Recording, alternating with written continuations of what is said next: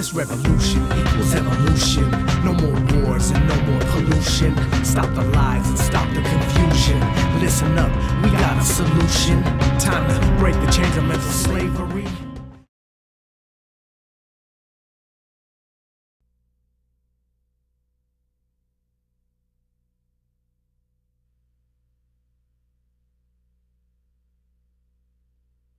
One gets into painting and one does things. It's not something you sit down and analyze and think about, you know. Well, the large canvas, the largeness of the canvas. Yeah. You never. Well, I think in the early days, I think all of the artists, or at least a lot of the artists, were concerned with trying to paint the heroic pictures, or the largest pictures they could paint in the spaces that they had. And so. I hate to use the word courage, but you had to have courage, too, to tackle some of these things, didn't you? Had to have...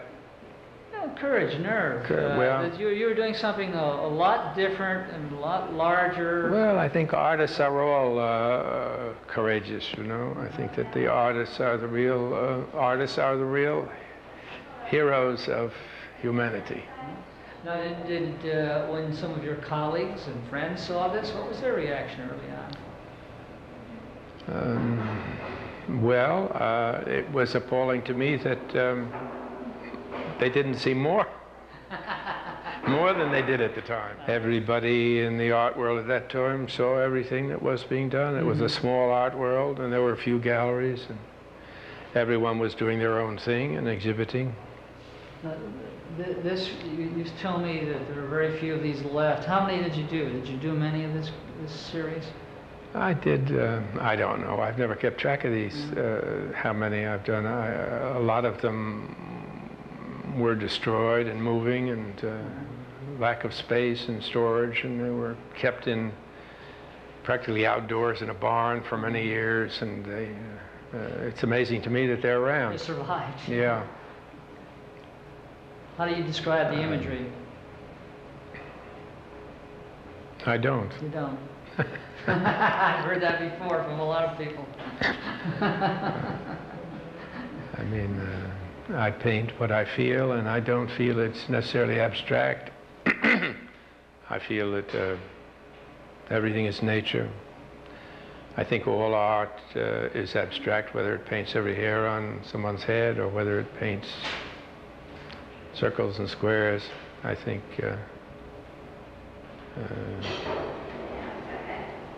all art is nature because we are nature. I'm really interested in simply the orchestration of an image there, using the materials I was using, which were some of the first, what do you call it, acrylic paintings, oh, yes. Paints that were developed by these Lenny Beaucourt. These are the, even before the acrylics. This was, I forget the name of it, but starts with an M or something. I worked for a period of a couple of years, almost exclusively with these paints. And then I got fed up with them and went back to oil. I've done this several times. I mean, I think there are things that you get with different materials, you know. There's a quality you get with acrylic you don't get with anything else. There's a quality you get with oil that you don't get with anything else.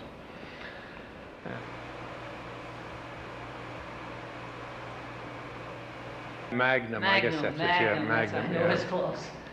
This was a historical period. You're part of that historical event or series of events. Do you ever look back with nostalgia, or is it the sort of thing where there were really difficult times, you were fighting to survive during this entire period? No, I don't look back to that. I mean, that's a period that people have romanticized and made all kinds of things out of. I don't see any difference today. Reality is being created by individuals who are struggling to express their own experience, and whether they are in vogue or not in vogue has nothing to do with the reality of art. I'm painting what I want to paint, and as the saying goes, I think with my brush,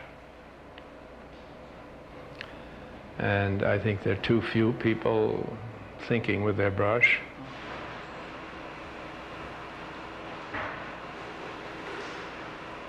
Well, The Eye of the Sun, which I think is one of your favorite pictures. This one over here you seem to like a lot, and the fiery spirit. I think that that one especially indicates your feeling about painting and repainting a picture over and over again. With the impact. Well, I think an awful lot of these paintings, these are done with oil. I think they have to do with penetration and luminosity and probing into the depth. And as I've often said, they are almost like painting in space, not on a canvas. They have different depths to them. Well, I don't know. I mean, you could go on hours talking about the spiritual. I don't know. I mean, I'm interested in the spirit, what's alive, what breathes, I'm interested in life, and if that's spiritual, then I'm spiritual. I mean, I don't believe in a separation between matter and spirit, or I don't believe in any special spirituality. I believe all great art is spiritual. I think in the discussion of art, I think that when you ask an artist about what that means or what you felt, I mean, you know, it's like when someone asked Browning what he meant by that line in that poem, and his reply was that when he wrote that, only he and God knew what it meant, and now only God knows. I mean, I think that painters are into their work when they're doing it, and afterward you can ask them about it and they may tell you things, but it won't necessarily have anything to do with the painting, because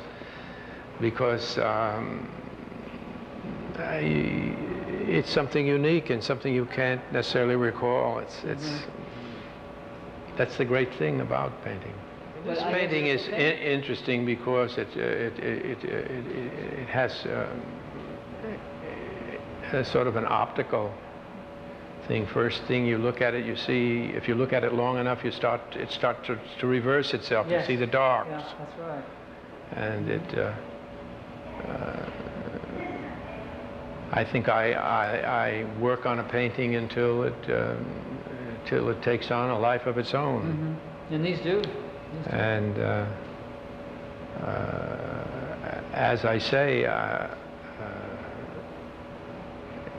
in a painting one is lost and found in a very complicated manner.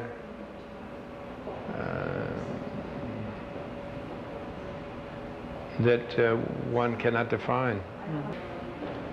I think that paintings describe and articulate themselves, and I think that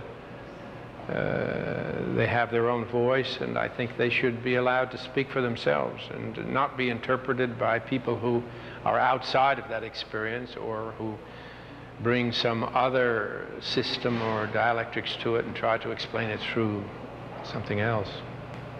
I once asked Miro that same question. He simply said, it means whatever it means to you. And I think that's essentially what you're saying. Right. I guess I go back and forth from doing things that are very delicate and soft like that, and things that are much stronger.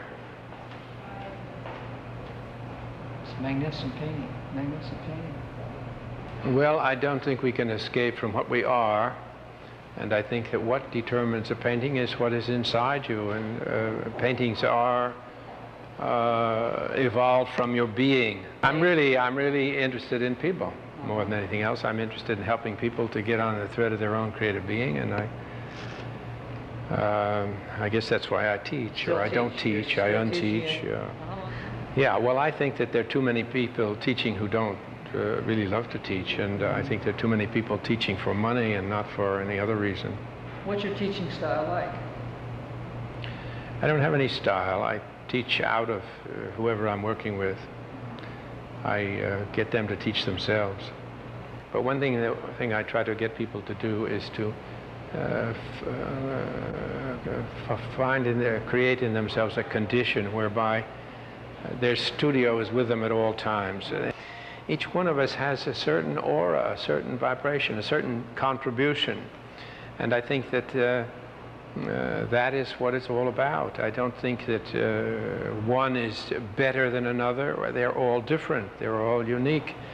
And I think of this period in which people are concerned, the abstract expressionists, I think that there are so many wonderful, wonderful people that were working at that time and are working now, and that people don't know about and don't make anything about. And there are marvelous artists around. I think that we don't seek them out enough. We don't dig for them, and the real artists don't tend to put themselves forward the way a lot of less realized people do. And some of the most unrealized people are the most aggressive and put themselves forth. Exactly.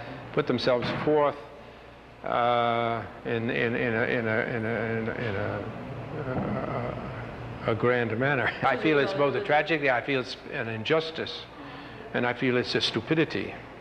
I want people to look at paintings and see them for themselves,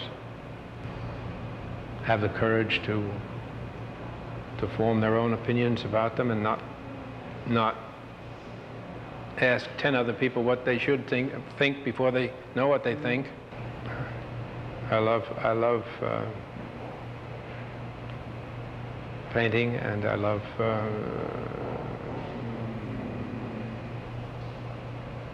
building significance, you know. I like to take something that is nothing and make everything of it.